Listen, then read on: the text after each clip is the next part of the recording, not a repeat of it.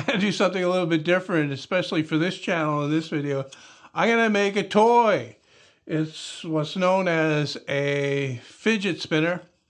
They're quite popular these days, so you could say I'm pandering to the audience, I guess, a little bit with this, but you know, it's an interesting little project. I already made one on my main channel, and you know, that video is released the same day as this, so you can go watch that one after you watch this one, or you might be coming there from here. Anyway, I started out with a piece of cherry.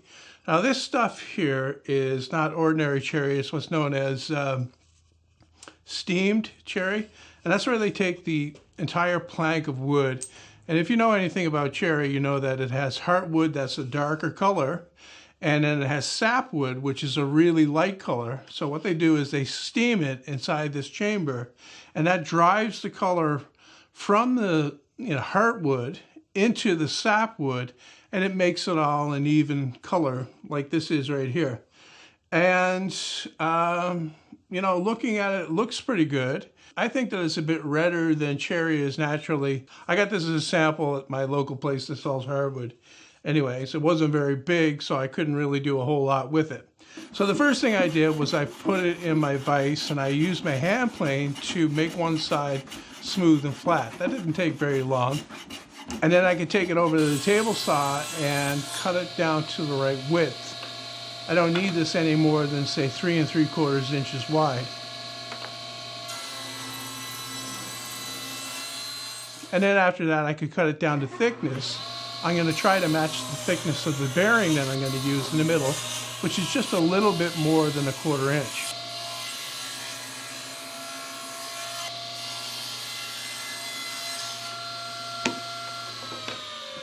So that left me with a blank that was fairly smooth on one side from the hand plane, but the other side had saw marks from the table saw. So I took it over to my disc sander, and this is one of the bigger advantages of having a 12-inch disc like this, is that big surface area where you can put something on like this and smooth it out. So the next thing I want to do is lay out the star. I'm not going to go into detail on that. First of all, because I had to practice it several times to get it right in the first place in my other video, so I'll probably make some mistakes along the way. Also, there are lots of videos online that show exactly how to do this using a compass and just a straight edge.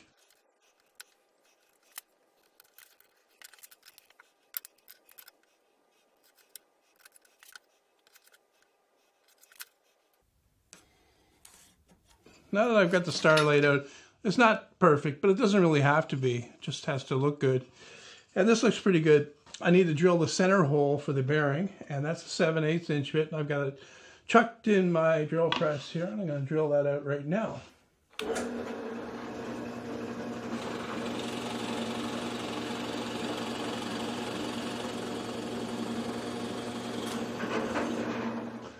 Part of the look of the original is a series of holes drilled around the inside part here, around the center hole.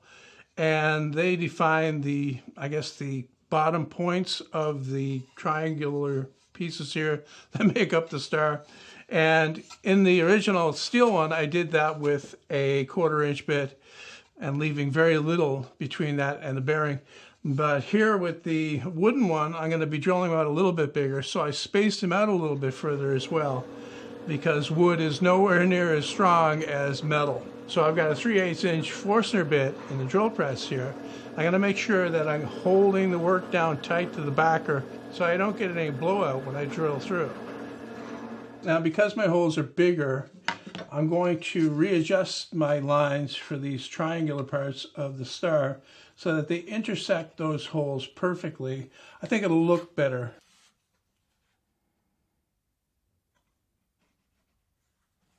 Well, I darkened those lines a little bit with the marker so that I wouldn't get confused and cut the wrong ones.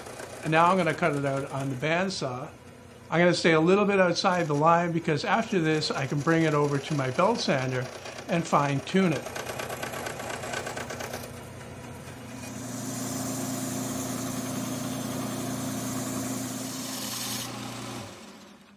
Steamed or not, it's still got that very distinctive cherry smell that no other wood seems to have. The next thing I need to do is sharpen the points, and I'm going to do that in the same way that I did the original. I just need to add an auxiliary fence to my belt sander here to support the work as I do it.